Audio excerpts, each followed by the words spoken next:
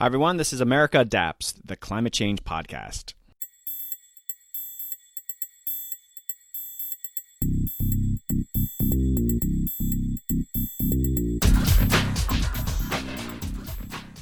Hey, Adapters. Welcome back to another exciting episode. I'm Doug Parsons, your host of America Adapts.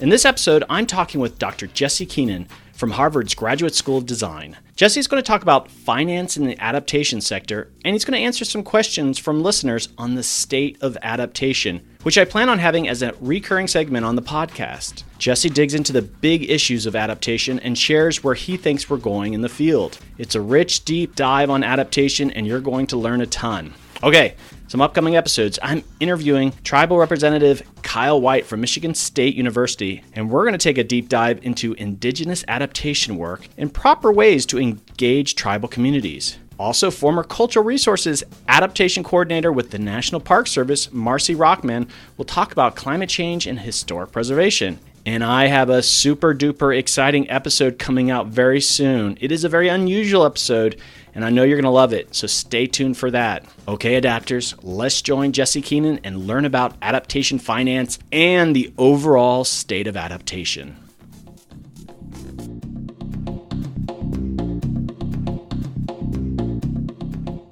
Hey, welcome back, Adapters. On today's episode, I am very excited to be hosting Jesse Keenan. Jesse is a faculty member at the Graduate School of Design at Harvard University, where he researches and teaches courses in climate change adaptation and the built environment. Jesse is also a member of the IPCC and is a visiting scholar at the Federal Reserve Bank of San Francisco. Hey, Jesse, welcome back to the podcast.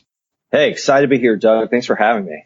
It is always a pleasure. You know, I actually looked it up. It's been about 2 years since you were on for the first time. It's been quite a journey. It has been a journey, both as a listener and as a weekly participant in the America Adapts team of people that I think have supported the content and really the broader engagement with what now an emerging global community of adapters.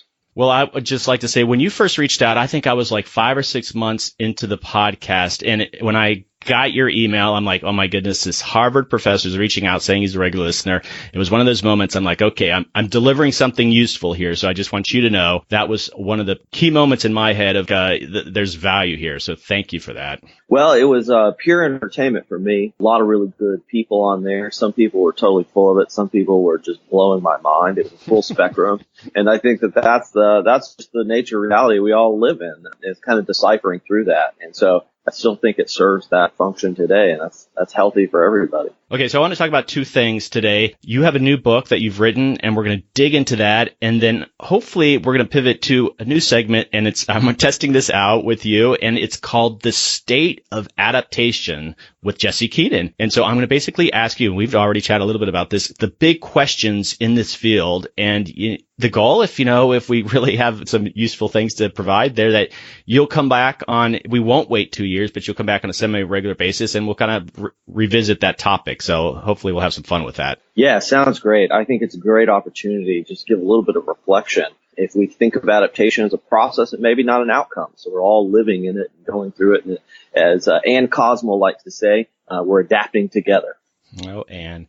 Okay, just so you know, I reached out to some colleagues and listeners at some community groups and such, and I asked for questions for this episode around finance and then just the state of adaptation. And overwhelmingly, I've got the most response to people submitting questions to me. Just so you know, there's obviously a lot of interest in this topic. And so let's jump right in. So you've written this book, and I think it's relatively new. It's only been out maybe 4 or 5 months, and it's called Climate Adaptation Finance and Investment in California. So in a nutshell, and we're going to dig into the contents a bit more, but, just briefly, what's it all about? This is a book that helps us think about some core concepts of adaptation, resilience, primarily within the categorical variants of engineering resilience and community resilience, hazard mitigation, and even coping. And thinking about how we take these concepts and the associated analysis and analytical models and knowledge behind these concepts and begin to think about investment and think about it at an asset level and at a program level, but also as a portfolio of things that we make investments in. And this is all within the context of the state of California, which in many ways is like a small country, right? It's, I think, the world's fifth largest economy. And it has a tremendous amount of complexity and diversity in institutions and geography, people, and ecologies, and the whole thing. So in many ways, it represents a significant challenge. But at the same time, there's leadership at both the executive and legislative ends of government to advance and begin to institutionalize methods and processes so that we can understand what are the trade-offs. Because there's no such thing as absolute adaptation as an absolute good. Resilience, of course, we've talked about many times. Resilience is definitely not an absolute good. There's trade-offs that come along with everything. So this is really opening the door to perhaps in plain language or more simplified understanding of how we can identify the true costs, maybe a more full range of benefits. And what do we get? What do we get and what do we give up when we make investments? And I think it's a useful first step. Okay, and I think you do mention it in the book that you hope that this has a wide application. This isn't just about California, even though this is targeted at California in many ways. It has value outside of the state of California.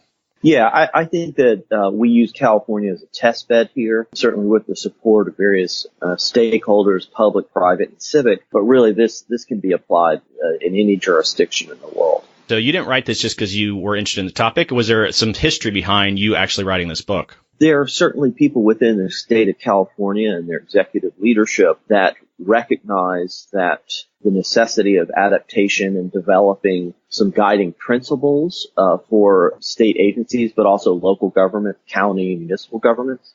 And I think we can talk about that as a planning exercise in somewhat abstract terms, but when it comes down to dollars and cents, not necessarily economics, but primarily more oriented towards asset management, investment, finance, a little bit more applied and a little bit more resolute scale. There was a real desire to connect these worlds. And it was a task that I was up for. And in fact, in recent years, much of my work has really been all across the country and primarily engaged at a federal level. So actually having the opportunity to work at the state level, I learned a lot, actually. And I think it's a tremendous opportunity, particularly as California is among many states, of course, which provides real leadership in this regard. Well, I thought that was fascinating. I think you actually spent some time in California, I think last summer. But what's your assessment? And since you don't work for the state of California, you can be as honest as you possibly can. Is just how does adaptation align with mitigation in California? California has such a great reputation of just really being aggressive on the mitigation side. But as you are in the thick of the adaptation, is it just the sort of like ignored stepbrother? I mean, where is it kind of fitting in? No, I think it fits in very clearly within guidance. And here's a good example. They have cap and trade dollars, right? So about 60% of the money that comes in from cap and trade gets allocated pursuant to allocations that the legislature has made in Sacramento. If you look within that guidance, particularly in the last year, they have made very precise guidelines for how they spend money that supports adaptation, but also has the co-benefits of supporting climate mitigation goals. Now, there's an awful lot of adaptation that's self-serving anthropogenically, of course, that is in direct conflict with mitigation goals and outcomes. But I think they are quite sensitive to the fact that there are some real opportunities to achieve both, whether it's housing or transportation or any number of opportunities for investment. I think they're very keen on that. I think what is less well developed across really around the world is where are those conflicts and how should we resolve those conflicts where what we determine to be necessary adaptation, let's say just concrete somewhere for something, it has significant implications in terms of our underlying carbon footprint. And what is the sustainable allocation of resources necessary to perpetuate the processes of adaptation? So I think California is making some real strides in terms of quantifications necessary to at least have transparency in what those trade-offs are. And that's a necessary first step. Okay, before I forget, and the book is free, right? If people want to get the book, they can get it free digitally. Yes, thanks to a generous contribution from the Federal Reserve Bank of San Francisco, you can get the ebook for free online. Okay, yeah, and I highly recommend it. Listen, it can get very technical, but I thought it was very readable too, and it's just a laundry list of resources, and it walks you through this whole process. I think you've done a magnificent job, Jesse, of making this topic, I think, a bit more approachable. I mean, it's a report, but at the same time, if you folks out there, if you're involved with adaptation, you need to be reading through this because it kind of gives you, I think, a lay of the land. So I think well done on that respect, Jesse. Well, I would just say it's for potential readers who want to pay for adaptation or find some kind of economic justification for the interventions that they want to make in the name of adaptation, then yeah, this is useful for sure. Well, and listen, I'm going to hype it a bit more is that even though it kind of gets technical and it digs into some of these issues, at the same time, I think it represents a broad look at adaptation that I think a lot of folks aren't really looking at that level, and it's important that they're seeing the context of where they're kind of fitting in. And I think you do a good job of maybe it's your worldview based on your own experiences and such, but there's not a lot of that going on. And so I think it's useful in that respect. Well, I'd like to think that there's some scholarly foundation in the underlying references and citation which got us here. But I'd also like to think that this is all as much about maladaptation as it is adaptation, right? And giving some clarity and some representation of the idea that we're looking for maladaptation as much as we're looking for adaptation in what we're trying to engage in. And I think that these are necessary counterpoints for all of us. Okay, so when I was doing some additional research for this episode, you look for like adaptation financing, or if you're even doing those basic search terms, like the first stuff that comes back is all the international stuff. And you know what I'm talking about here, like a lot of the international development and very little in regards to domestic financing and adaptation. Can you give me or give people a kind of understanding why is that? Well, I mean, much of the international discourse as it relates to various conferences of parties over many decades now has had a subtext, which is the underlying justice or equity implications associated with developing world paying for the carbon of the developed world. And adaptation has been the chips by which we've proceeded with these various negotiations. And therefore, there's been a lot of money that has gone into various adaptation funds as a type of compensation to help transform these economies and societies in a way that offers some measure of resilience and adaptive capacity. So I think in many ways it's just several decades ahead because it's been part of a sort of global order of politics. I think we have to draw a distinction between financing and funding. I think a lot of times what we're really talking about is funding, which is really quite distinct from the market mechanisms and conduits and transactional nature of financing. In fact, the financing component is pretty straightforward. It's about finding value, leveraging that value, understanding the distribution of risk between parties, and moving forward in debt and equity. It's that simple. I think what's more challenging is understanding the role of public and private institutions in making the provision of revenue necessary to instigate or stimulate financing. And I think that comes to a more fundamental question, even domestically, about where are we going to make these investments and why. Yeah, to be perfectly honest, I probably still get confused the issue of financing versus funding. In my head, it's always about the funding, just sort of like funding this or funding that. And the finance aspect is just, it's my own unfamiliar with the topic. So it's good to clarify. Yeah, I think Doug, in many ways, you've come at it for years in your practices and your leadership from the government, right? You worked in the public sector and the civic sector, and therefore you think of funding as a kind of moral obligation of the government and society to invest in itself in these regards. And in many ways, it's not a pure public-private division here, but financing is merely tapping into existing flows of capital associated with private market capitalism. There's costs and benefits, there's trade-offs, there's some good things, and there's some bad things about that. And I think we kind of have to make these delineations between funding and financing, because there's all kinds of things. There's plenty of money in the world for financing, right? There's plenty of debt. And the question is, in terms of equity or however else we want to judge our outcomes of what we do in life, ethically, morally, economically, however, we can put all kinds of debt on society to pay for all kinds of adaptation interventions and investments, but they may have limited life. They may benefit few over the many. It may be very uneven in its utility. So I think this is just about clarity and some discipline about what are we really wanting to do here with ourselves, and where do we really want to invest? You had a section on climate services, and I thought that was really interesting. And you had sort of walking through that there's a lot of groups that are kind of coming online. There's a lot of big data information, and quite frankly, and I've talked about this before, and I don't know if you listened to the Jupiter Intel Rich Sorkin episode, and we had just discussion because what they do is they're sort of a big data kind of crunching a modeler firm. And so I asked him that how can you find, I mean, it doesn't sound like he's lacking for business, but at the same time, part of it is just how do you convince the right people that you need these services now? And I think that's part of the issues that you bring up in the book is that, you've got all this information coming in, but are the right people even realizing that they need to tap into this information? I think what you're reading into this is a certain skepticism about what these various climate service firms are doing and the proprietary nature of data and how they analyze that data and how they share that with you, particularly when you're talking about situations where public entities which provide public data are essentially licensing their own data back to themselves, but it's processed in a different kind of way, which on some cases okay in terms of the intellectual property implications, but in other cases, I think fundamentally challenges the nature of the publicness of data and information. And the idea is that, listen, I think very highly of Jupiter and Rich and many others who founded that company. In many ways, it will help facilitate greater resolution of the costs and the pricing associated with climate change and everything from breakfast to the gas we put in our car or whatever, or the mortgage and insurance, the whole thing.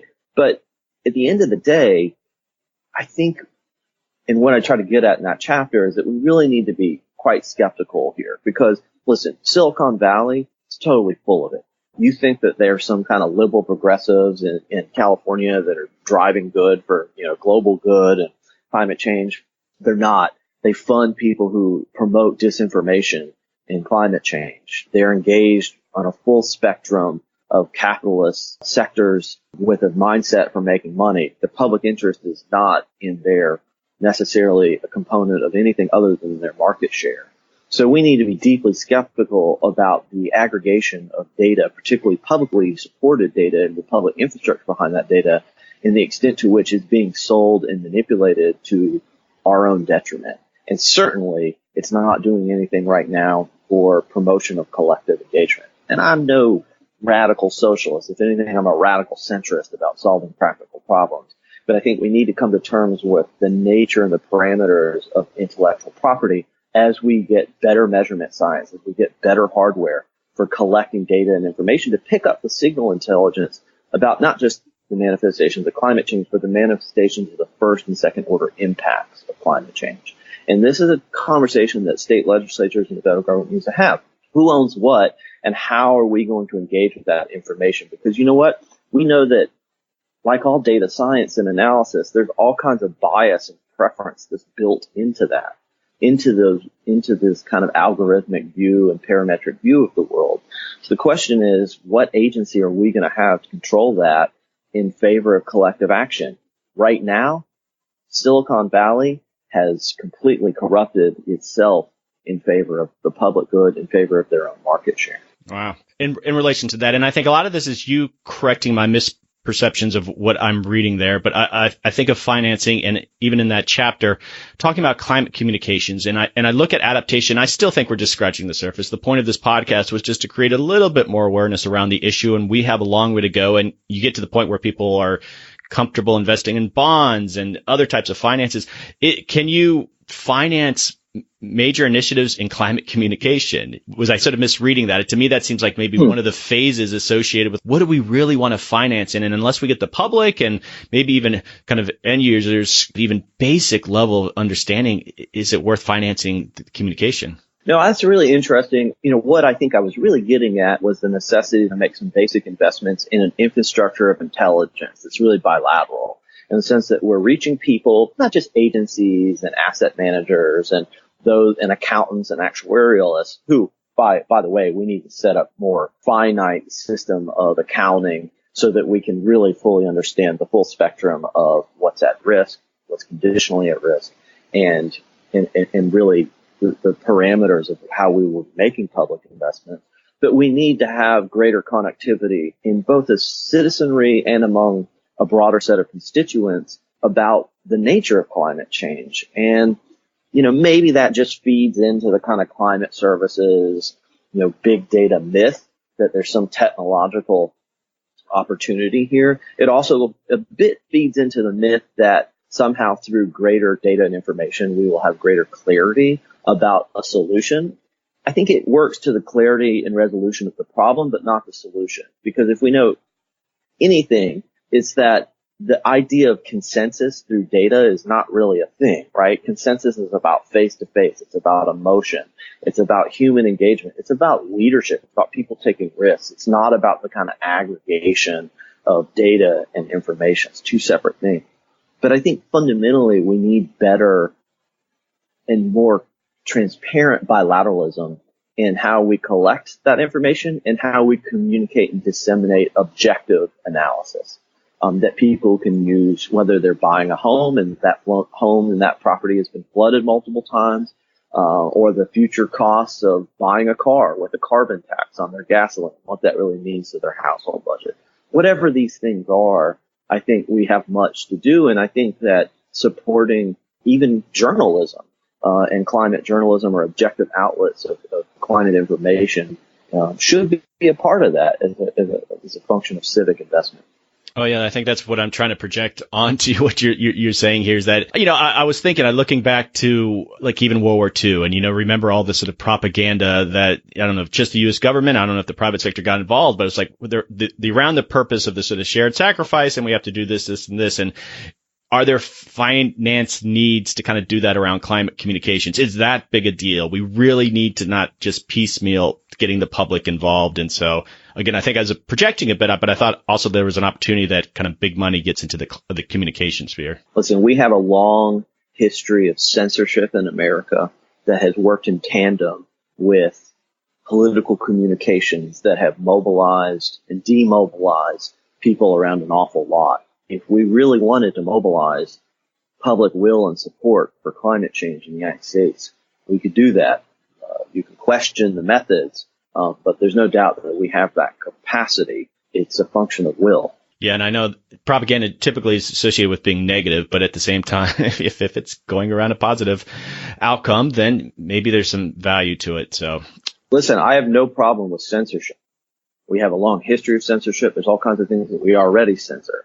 I think we need to be clear about that. Maybe there are some things we should be censoring. And let's start with one. Let's start with disinformation. And let's start with disinformation around the nature of climate change. We can have debates as to the parameters of scientific debate, but I think what we saw recently with Meet the Press, I think is a really interesting phenomenon. So Meet the Press on NBC had a climate denialist on there. They gave equal weight to that.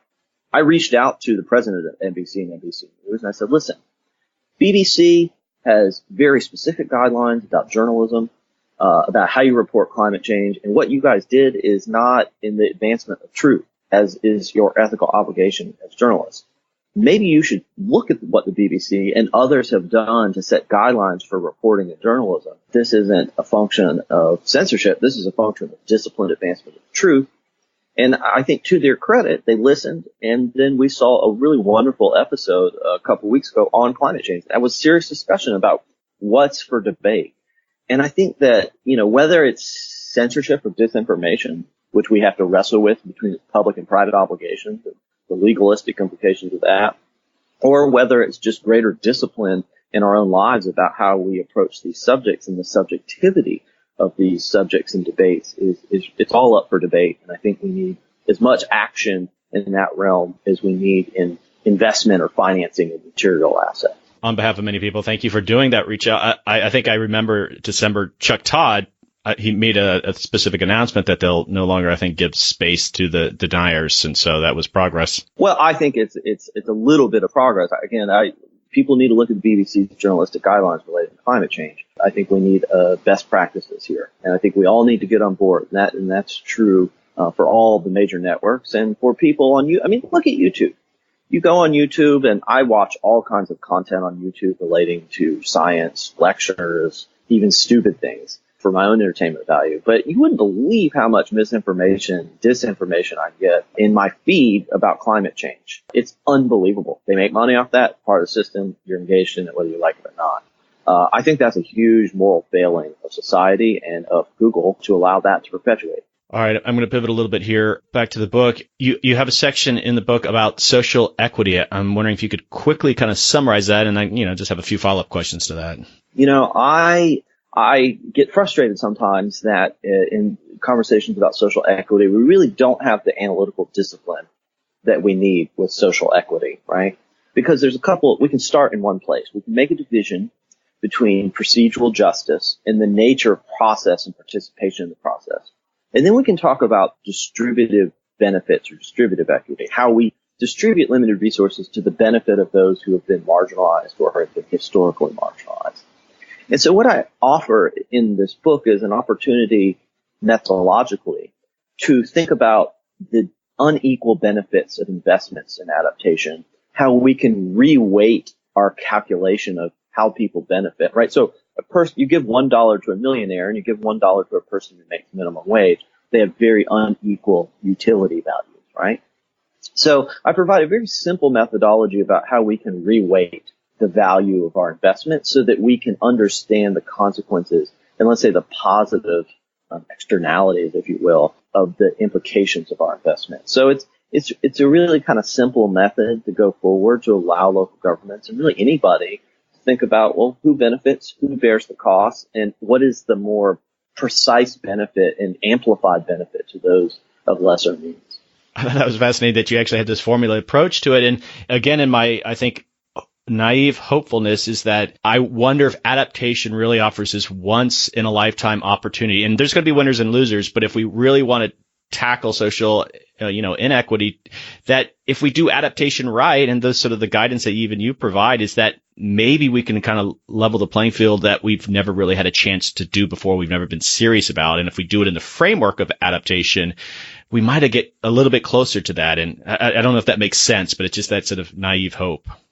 Listen, there's plenty of qualitative subjectivity here about even these set of ostensibly quantitative calculations. But I think what you're getting at is one of the potential opportunities of transformation and transformative adaptation, which is we're rewriting the rules of everything. Let's try not to make mistakes of the past. Let's move forward in a way that actually engages the sustainability in what we're doing going forward. And again, sustainability has its own sort of limitations in a way, but I think we can recognize that there is an opportunity for greater accessibility to transit, to healthcare, to access to the resources of our world that are perhaps lesser in their environmental impact and perhaps more fair in their measure of accessibility.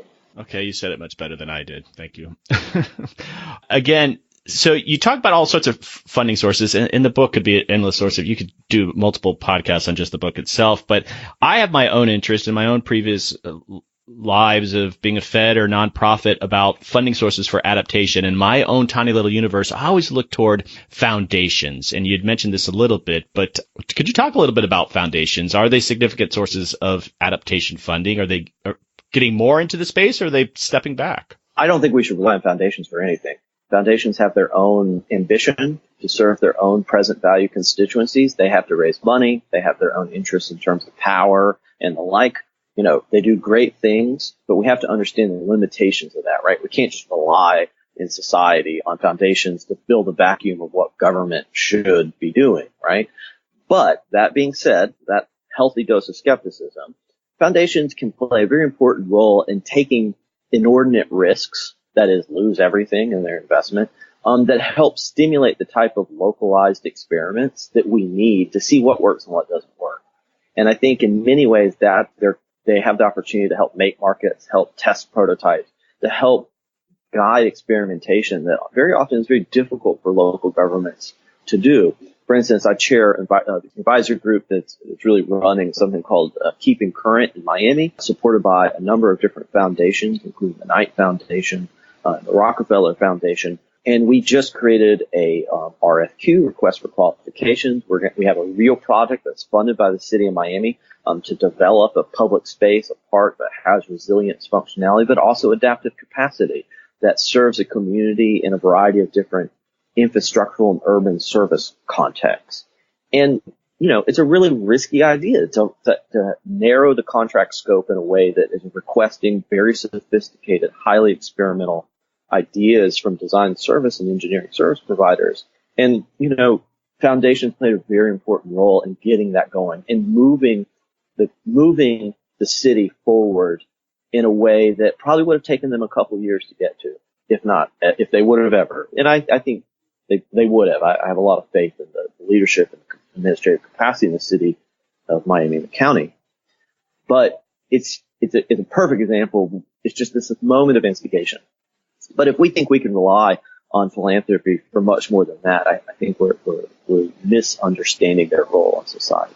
Yeah, and I guess my own interactions is that I'm always curious on how they drive policy development, that, even the standards they set for getting a grant for them, that, okay, this is what it's going to take to meet the sort of an adaptation grant. What's the basis for that? Is there any sort of like quality control even at the foundation level, or is it just the board that's sort of setting this thing? And I know they have staff people, but at the same time, they drive a lot of decisions at the nonprofit level because everybody wants that funding. And even when you talk about even the bigger funders and you get into the bonds and such, it's just, how is that going to drive policy and I guess the right way?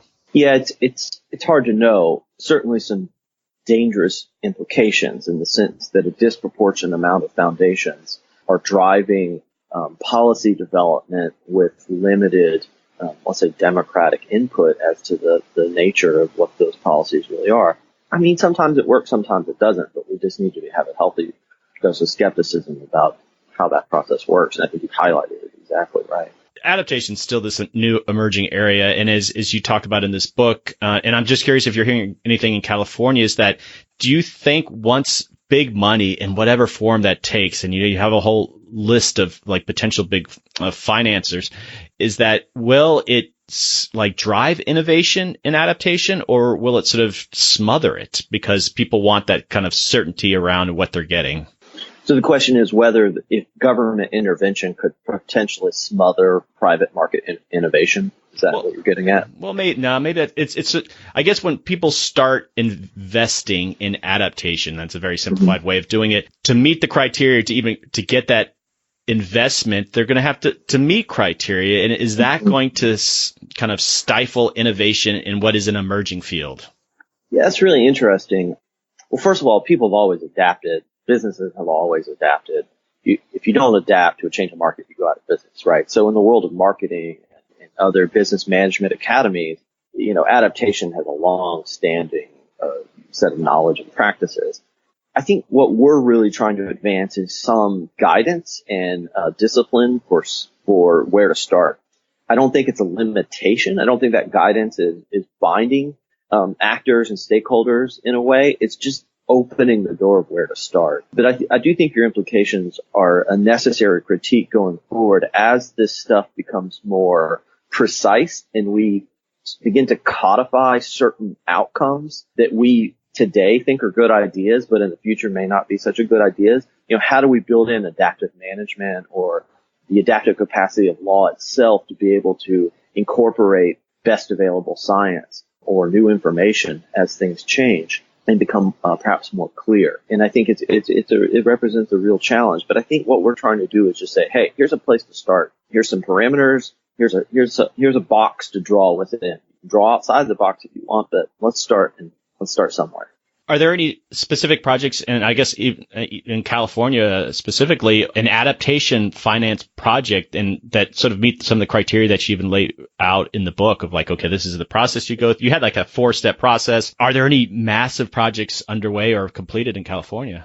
Well, this is just recently issued. I think it's too premature to see the totality of the impact. Certainly, what we set out is not a linear process. It's really just trying to understand where you are within the realm of different modes of analysis and decision making, just to give yourself some context about where you can step back and where you can move forward.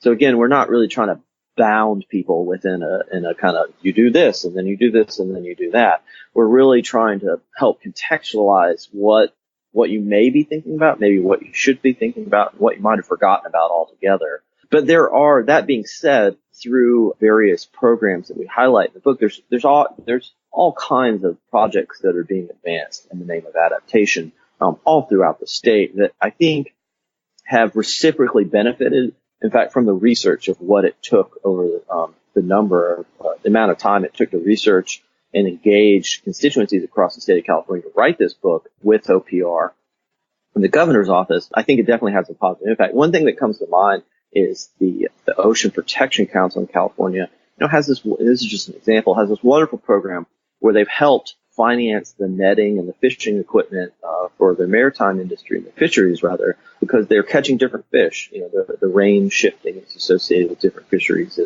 is challenging what they do and how they catch fish and when they catch them and the size and the weight and the whole thing. And so part of adaptation for them is using different equipment at different times of the year, and they have a financing program to support that. So, it's a full spectrum of activities. It's hard to know. I think it's perhaps premature to see the impact now, but I hope in a couple of years we can look back and see some positive momentum. Okay, I want to talk a little bit at a national level. Is that it's almost become sort of a national punchline, but the talk of a giant infrastructure bill where we're going to do all this funding of infrastructure, hopefully at some point that'll come. But have you heard of anyone advocating in any of the discussions within Congress or within the right lobbyists that adaptation's trying to be built into those efforts, even though I think we're a long way from a bill? Well, certainly engineering resilience and the framing of disaster resilience and hazard mitigation has been a major component of this. And of course, all of these allied concepts fit within a broader field of adaptation. And there's no doubt that this is a necessary component of what it means to make investments in everyday assets. And in many ways, this highlights what we're trying to get at in the book is that, and this is backed up by years of empirical evidence. People don't just go out and make adaptation investments. They make regular old investments about building a bridge or developing some social program. And there's some adaptive capacity. There's some incremental element that speaks to the robustness and the performance of that asset or program. That's what you're really investing in. So it's really that incremental cost that's part of a broader capital structure of how you make these investments. So I think that conversation as it relates to different infrastructural sectors is definitely, I think, central to not only the private sector's orientation in terms of the architecture, engineering, and construction community about how to do it the right way, but it's also framing how, Department of Homeland Security, FEMA, USGS, the General Services Administration, I could go on and on, increasingly their level of sophistication about what to request and what to demand of design and engineering services to make sure that we are getting this right, or let's say we may not be getting it right. We may not know if we're getting it right, but we can at least build in these capacities to mitigate risk and perhaps take advantage of opportunities. And oh, by the way, that's the definition of adaptation. It's not just the managing of risk and uncertainty, but it's also the taking advantage of opportunities. And so I actually feel pretty good that the sophistication is increasingly manifesting itself. And for as much as Puerto Rico, by example, was certainly a horrible and is currently a horrible set of circumstances, conditions, it does represent, like Hurricane Sandy, an awful lot of experimentation about getting it right, getting it wrong. And so I think it's a test bed, and I think a lot of positive things will come from that in Puerto Rico that will benefit everybody else in the United States. Or at least I hope so. Okay, I want you to speculate a little bit here. And when I think this is the cynic in me is that when you start bringing a lot of money into something, you get it. People are going to exploit that. There's going to be fraud. And I think of what's a famous example? They were selling tulips in the Dutch back in the 1500s or something, where it was all this speculation and then real estate bubbles. Is that going to happen with adaptation, that when big money comes in and they're going to sort of look at the holes in the information, and we're going to have an Enron of adaptation or the Big Short? Do you see that coming? Well, I think what you're skirting around is the idea of disaster capitalism, and the extent to which, as we have increasingly greater occurrence and perhaps intensity of extreme events, and we have recovery dollars and dollars that are geared towards perhaps resilience or hazard mitigation, the sectors of disaster capitalism mobilize themselves around assets, particularly material assets, that are of limited duration and of limited utility, right? And so that's a huge problem. Sometimes adaptation means doing nothing. We can think about that as an options analysis or opportunity cost or any number of things. There's a lot of different strategies associated with adaptation. And it isn't always about building something. And certainly if you want to look at the conflicts between engineering resilience and ecological resilience, that's a good place to begin to understand those conflicts and trade-offs. Sometimes they're synergistic with green infrastructure. But the big picture here, which I think you're highlighting, is that disaster capitalism plays an outsized role in advocacy and how we think about risk sharing. And it's not just the risk that's in those designs, but how society bears the different risks of what it means to finance, pay for the debt service, and the operations and costs, CapEx and OpEx, associated with these infrastructures and these material assets over their life. So it's something we need to be critical of. It can be a catalyst for mobilization, which is the kind of industrial mobilization we probably need, but it can also quickly work against us if we build a bunch of crap that we don't really need. I want to wrap up this part of it, but I'm curious, what's next in regards to this book and your work with the state of California? You've alluded to it a little bit, but what are they planning to do with it? Well, I just wrapped up my appointment. My appointment was through Governor Brown, and I think it remains to be seen. I think there's a lot of continuity that will happen with the new administration. I have a lot of faith that these efforts will actually become amplified and distributed and diffused in a very positive manner. But it's a new administration. They're just getting their feet. I think it'll take some time to realize that. But I really have all the faith in the world that they're going to take this forward. My work is primarily centered, at least in California or really nationally, with the Federal Reserve Bank of San Francisco and our partners across the country in engaging climate adaptation and community development and community investment, primarily as it relates to Community Reinvestment Act, as well as a couple of other activities. So I think California is in good hands, and I think now it's time to turn at least my personal attention to the state of Massachusetts, to the Commonwealth of Massachusetts, and the state of Florida, where we have an awful lot of work. And there's, I think, some supporting executive leadership that is beginning to think about the idea of pooled funds, trust funds, and beginning to aggregate capital. I think the question now is, it's easy to raise the money and perhaps less easy to get the governance structures, but it's no matter what path we go down, it's about disciplined analysis so that people who are making decisions in democratic societies can determine about what to protect and what to let go, what to invest in, and what to disinvest in, and all of the subjectivity and objectivity that comes with that. So there's plenty of work to do. There's plenty of leadership, and we will be busy for the rest of my life.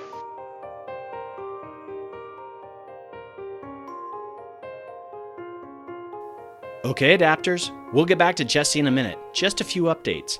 I've mentioned before, and I will be mentioning this in every podcast, we started this resource, Podcast in the Classroom. So if you're interested in using America Adapts in your classroom for students or even professional workshops, check it out. It's being led by Kate Bishop-Williams out of the University of Waterloo in Canada. Basically, each episode, Kate and a small team listen to the most recent episode of America Adapts, then develop discussion guides that will be available in the show notes. So for my last guest, you can go into those show notes and find the discussion guides. These discussion guides have questions and other resources that should help you in the classroom.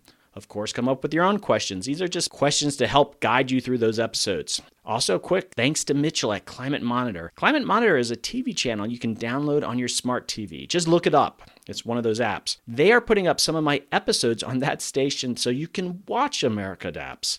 They have a lot of other great content showcasing climate work all over the world. Please check them out. And thanks again to Sarah Wessler for designing my website. It's been live now for a few months, but I just want to say all the awesome feedback that I've been getting on the website, and thanks to Sarah for doing it. It's an amazing job. Check it out. Okay, just a reminder, America Adapts is a charitable organization that needs your support. If I'm going to do any traveling, if I'm going to go on location, for all the technical things that I have, your support allows all that to happen. So please consider giving a tax-deductible donation. You can find links to the We Did It donate page. That's just the service that does it through my fiscal sponsor. Also, if you're interested in partnering and sponsoring a specific podcast, let me know. There are so many stories to tell on this emerging issue. Let's see if we can collaborate on a future one. Also, if you're interested in having me speak at public or corporate events, please reach out. I've been doing some keynote presentations and they are so much fun. I share stories from the podcast and the stories that my guests bring and my own experiences in adaptation. I will talk about this issue in ways that will motivate you and inspire you. You can contact me at the website americaadapts.org. Okay, adapters, let's get back and find out what's going on with the state of adaptation with Jesse Keenan. All right, so we are doing a massive pivot here. I want to do this. Hopefully this is going to be a new thing, folks, is we're calling it the State of Adaptation with Jesse Keenan. And I'm going to ask these big questions. Many of these questions I actually got from other folks. I asked them to submit, and I got some really great ones. First question is, what do you see as the emerging priorities for adaptation? Yeah, I think the emerging priorities for adaptation is that we have a lot of people in different disciplines and different fields speaking a different language about hazard mitigation, risk mitigation, resilience, of all the varieties of resilience, ecological, socioecological, urban, disaster, engineering, and the like. We have incremental, transitional, and fundamentally transformative adaptation. We have a lot of different language. I think our first priority is to begin, and there's a lot of knowledge behind that, is to begin to synthesize that and build a set of heuristics that can bring some common elements to our discourse and our analysis. If we don't do that, we're all just going to be speaking different languages and going our own routes, and we'll just create more problems than we're necessarily solving or framing. First challenge, let's just get the language right, and let's get our models of ideas behind that language. Let's get it right. Okay, so I'm going to put you on the spot, just driving to that question a little bit more. I'm going to give you some sectors, and if you just had to order them of importance, and this is priorities, that your own impression of the priority that the society is kind of going around, what order would you put them in? Infrastructure, agriculture, water security, disaster management, and conservation. Okay, conservation is going to come at the bottom because we've always put conservation at the bottom in the United States, right? Right. I'm not making this. This is not my determination. I would put conservation very high up there, but that's the state of things. Agriculture is also, I think, politically quite low at the bottom. I mean, we're huge trade war with huge implications for agriculture right now, and it seems unusual to me that the pain that the agricultural sector is facing in the United States has not pushed greater stimulus or action in a way that highlights to me that it ranks as a low priority, I think, collectively in our public discourse and political discourse. I think infrastructure is somewhere in the middle. I think disaster recovery is towards the top, and I think probably water security may, in fact, be the number one issue of mobilization right now across the country. And again, this is not my determination. This is my sort of assessment of other people's collective determination. If you look at the new Republican governor in Florida, he's kind of in a very kind of pro-environment stance and very early on in his term now, the past month. I think he's done a lot of things that have addressed water quality, but certainly we are at a crisis in the United States about the quality, availability, and long-term availability of potable water. Nevertheless, how we manage storm water, how we deal with irrigation and water availability, and the conflicts, particularly out west, the conflicts for how we distribute water, primarily between agricultural and human settlement. So in my mind, water is actually the number one issue that I think is driving a lot of decision making. Do you think there's adequate political pressure on elected officials at all levels to ensure adaptation is on the agenda? Yeah, of course not. But I think what we've seen in recent weeks and perhaps in recent years is a youth movement that is totally mobilized around climate change in a way that I wasn't alive in the late 1960s, but there was a kind of radicalism there of transformation that I think is driving much of the intent of youth movements today. And I think that will begin to really resonate. Frankly, we already see it with the new crop in the House of Representatives. There's a strong youth components to that organization and that political mobilization there that I think is very positive. Okay, so I was just recently asked to give a keynote here at the University of Arizona to the Model UN. So I'm going to be presenting on adaptation in front of 600 high school students. So I might follow up with you for a couple ideas of what might resonate. So, but hey, first, let's start with one place, which is let's challenge social media for what it really is and what it represents. And then I think people can have greater reflection on their own agency to affect change. Where is adaptation action most prominent? Local, state, federal, or international? I think right now, well, certainly Europe, Australia, Japan, the Philippines. There's a number of countries, Brazil, that are perhaps more advanced in their institutionalization of various of processes that we would attribute to adaptation. But I think here in the United States, it's the states. There are a handful of states that are really taking significant leaderships and strides in mainstreaming adaptation and mitigation across their bureaucratic and administrative elements, and forcing a lot of local governments to either take advantage of that or come to terms with the cost of not doing so. And if you think about it, local governments aren't really incentivized to do much. The status quo serves them well. Our politics are sort of set up for the status quo. But I think we have some really powerful governors around the country that are taking some real leadership. And frankly, this is both Democrats and Republicans. So I think the states are really where the activity is now. Okay, I have a strong opinion on this next question, but I want to see what you say. How well are we doing integrating the topic of adaptation and climate risk management across disciplines in higher education? Is it still something taught as standalone course, or are we seeing it more into programmatic areas? I think adaptation is playing out across universities in a couple of different fields, but there's some major challenges there. One, there's not a lot of people to teach this stuff. Two, we haven't really at a university level taught the basic principles of climate literacy. You know, NOAA has a great guidelines for teachers out there of all levels on the basic principles of climate literacy. But I think even here at Harvard or my students at MIT, you ask, give me some basic ideas of, radiant forcing and what, watts per meter square. What's the differential? What are we really looking at here? You have no idea what you're talking about.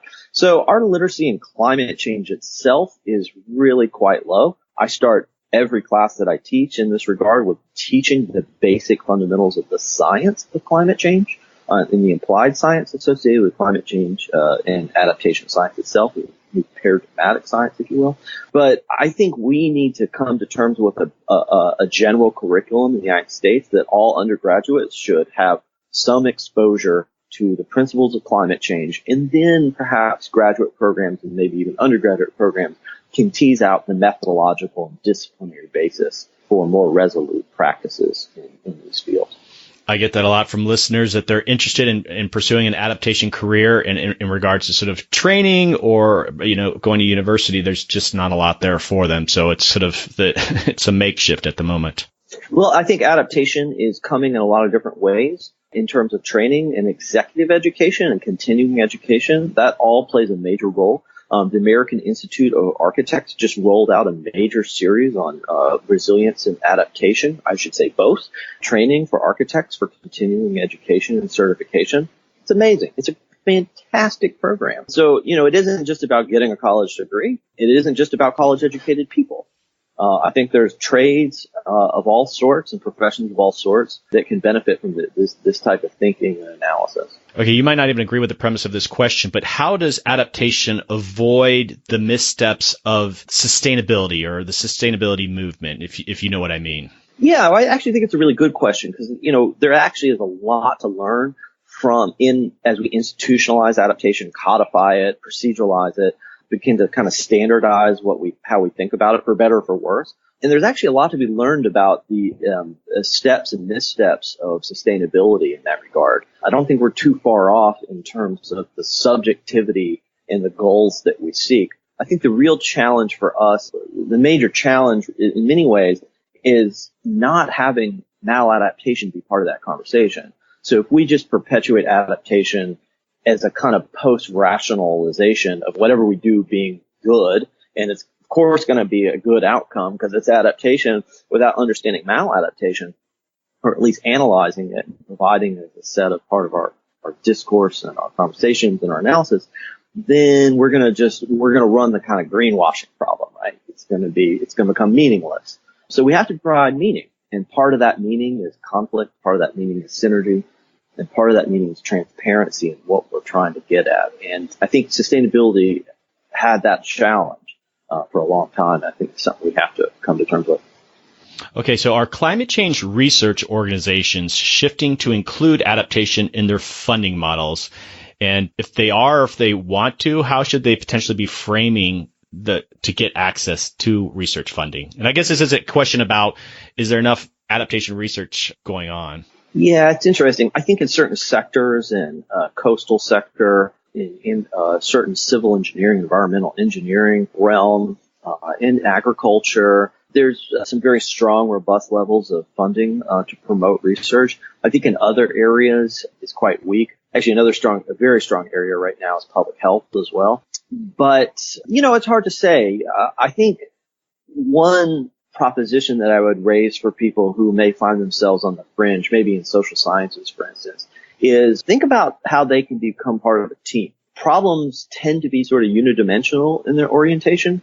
And so therefore, that's a civil engineering problem or that's a public health problem. But in fact, it requires a lot of different perspectives. And, one of the things I've found very valuable in the work that we do is we participate in a lot of different groups in thinking about, okay, well, what is the social science or finance or the policy? What do we know about design that can contribute to a problem that's not necessarily in our domain of knowledge, but we become allied to and we can actually facilitate. And that multi and transdisciplinarity, I think, is necessary for solving problems, or at least giving some options to solve problems. So I think it requires a little bit of an expansion of your capacity to engage a broader set of problems. And for a lot of people, that may be very uncomfortable because it's outside of your domain of competency, and others in the academy may judge you as stepping outside of your bounds.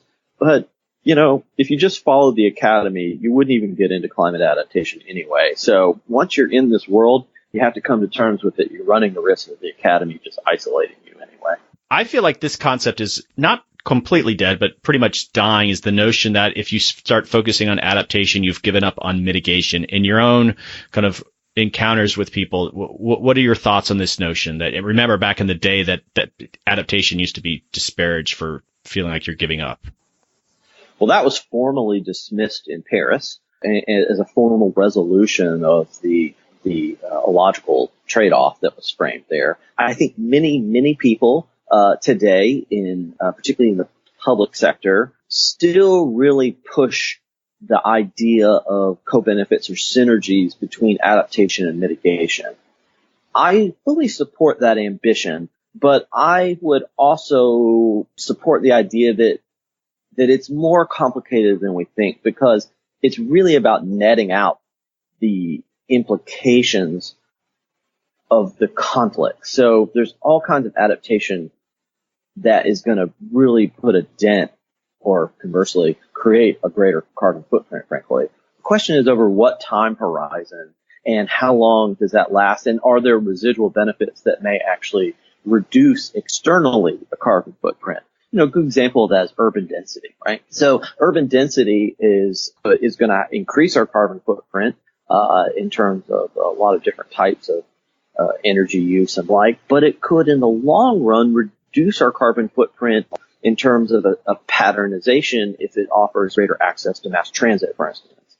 So it's difficult to think about a full life cycle of how these relate to each other. And frankly, the empirical evidence is not positive. The empirical evidence suggests that most adaptation is in direct conflict with mitigation. There's been a lot of research around the world about this, and that there's very few what people would call win-win strategies. So I think if we move away from the idea that it's a win-win and we begin to just kind of net it out and think about a true life cycle assessment, then we can make a better informed judgment about what are the goals that we're trying to solve. But at the same time, I fully support the ambition. I just think that it's limited at the end of the day. Okay, those are great. I want to wrap this up with a few, some lighter questions here, but gut reaction here. What is the State of Adaptation podcast? It seems to be growing really rapidly. It seems like there's a lot of people, but I think we can all come to some consensus that there's really only one podcast, and that's America Adapts. You can elaborate a bit more, but I'll take that answer. And, here, and I want my listeners to know, Jesse, when we chat offline a bit, Jesse is the most blunt person in my life, even more so than like my wife. And I love it. He's just like, you're doing this wrong, Doug. You're doing this wrong. And I want to give you that opportunity without hurting my feelings or anything. It's just like, okay, you've been a regular long-time listener to the podcast. Give me some feedback, holes that I have in my anything like that. What do you have for me? Well, listen, I want to channel not just myself, but perhaps others on the advisory board who have ably advised you for some time now. And I think it's one of the, such a positive group of people that you've collected around the America Adapts board and the like. I think, listen, we all want you to go for the complex and where the challenges are. The conversational tone, we all love it, but sometimes you got to dig in deep, and maybe there's awkwardness or uneasiness there, but that's okay. I mean, we're all humans. And sometimes I think you let people off a little easy, but you know what? Every talk show host forever has had that critique. But, I think the counterpoint there is that sometimes you just have to be a human being, and that means empathy, even if you think the other person is kind of, serving you something you can't necessarily agree with. And maybe we're better off for not creating conflict and trying to expose a little bit of truth in that friction. So that's my global view as a listener. Okay, and I appreciate that. And I was actually thinking about this morning, and I do want to get more guests like Mark Morano. And I think I do have a certain style that, even though he's hugely controversial, we end up having a relatively friendly conversation that hopefully you'll learn a lot. But I take it. I do want to do more of that. But I guess I need some help in recruiting. I think I don't necessarily have controversial guests, or you might even have those uncomfortable conversations come up too often. And so I need to work with you guys a bit more closely on like, all right, you might not agree with this guy at all, and kind of get those people on. So listen, this is the challenge of society, to have a civil debate, and to have a conversation, even if it's about stuff that we don't necessarily, want to talk about or acknowledge. I mean, let's do it. I mean, the worst case scenario is that we upset somebody, but the idea is not to upset people. It's about to find the truth in something. And, it's a tough job to have. All right. Well, thank you. Okay. And sort of a final related to that is that I'm always just curious, and you're a celebrity in my eyes, Jesse, but why aren't there really big, well-known names in adaptation like there are in mitigation? There's like the Bill McKibbins on their side, but in adaptation, it hasn't kind of come into that. Is it too early, or is it the field just too wonky? I mean, why do you think that's the case? Listen, I don't think I'm a celebrity. I may have some modest media impressions globally, but by no means an intellectual celebrity. If there were adaptation celebrities, it would be like Susie Moser, and Chris Flavelle, and maybe even yourself. I think those people are out there. I think they reach kind of different audiences in between journalism, academy, and sort of civic leadership. But these people will arise, and hopefully we see some of this in Congress. Frankly, I think there's some people in the House of Representatives that could very well champion adaptation. So I think we're right on the verge of some B-list celebrities rising up to A-list celebrities here sooner than later. Okay, I'll try to do my part. All right, so what's next for you? What's next for me? We have a lot of work here in Massachusetts and in Florida. We have a lot of work in Puerto Rico. We have a lot of work basically everywhere. I'm busy all the time. I barely have enough time to eat, sleep, or drink an adequate amount of water every day. So it just never ends. And this is what we dedicate our lives to, Doug. And it's very busy right now. And, despite the kind of rhetoric of dysfunction in America, which is in fact quite strong, there's a lot of really positive things happening across the country. And I'll be in DC here in 2 weeks. Tons of activity going on in DC, right? So I feel really good. I feel like it's not just really good about, work that's keeping me busy, but I think everybody in this realm is really seeing the urgency in the public manifest in greater action. We just need to be careful and disciplined about how we engage that action in terms of equity, in terms of economic clarity, in terms of a variety of different values that we determine ourselves to be adjudicated by. But it's happening. We're in it. It's moving fast. Things are changing. And that feels good. I think that feels good for a lot of people.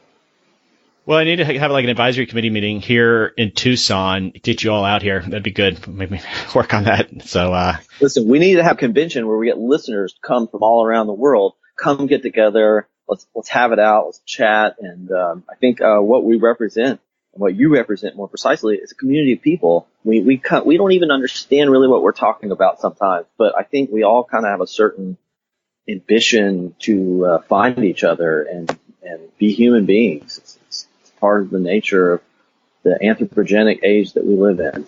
That's what's next. The America Adapts TV show and then America Adapts annual conference. We're on it. It's I think mid to long term. Let's do it. You know this is coming. What guest would you recommend to come on America Adapts? What am I missing? What guest? Okay, Eric Kleinberg.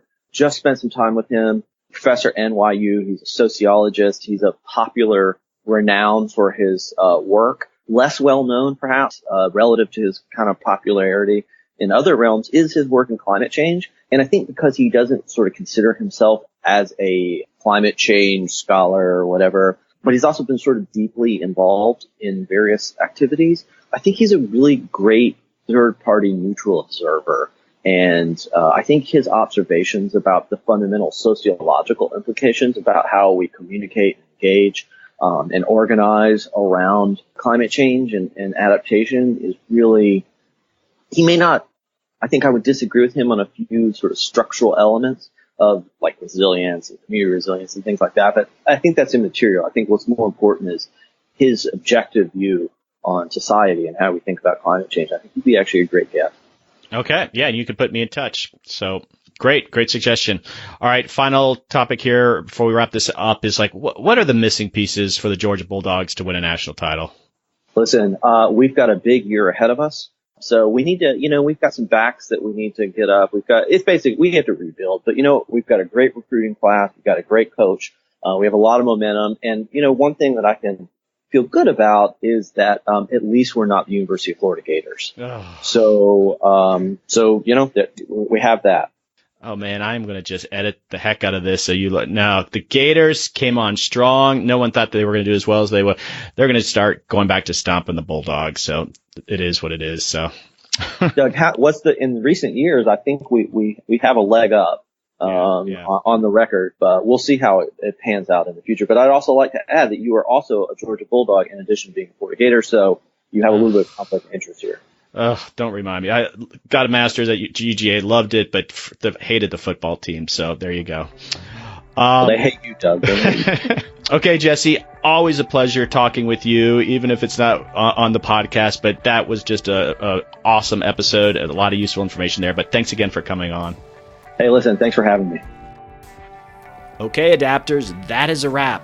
Thanks to Jesse for coming on the podcast. It's always a pleasure to chat with Jesse. I learned so much. I like to think I'm pretty plugged into the field of adaptation, but Jesse is light years ahead, thinking about this issue in a deep and thoughtful way. Even though adaptation is a relatively new field, there are many academic resources available and it's growing quickly. Jesse has shared many of his articles and it's been incredibly helpful in my own journey on understanding what adaptation is.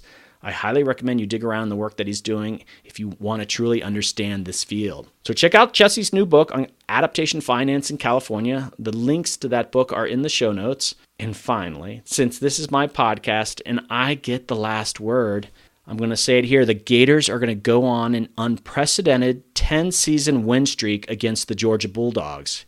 You heard it here first.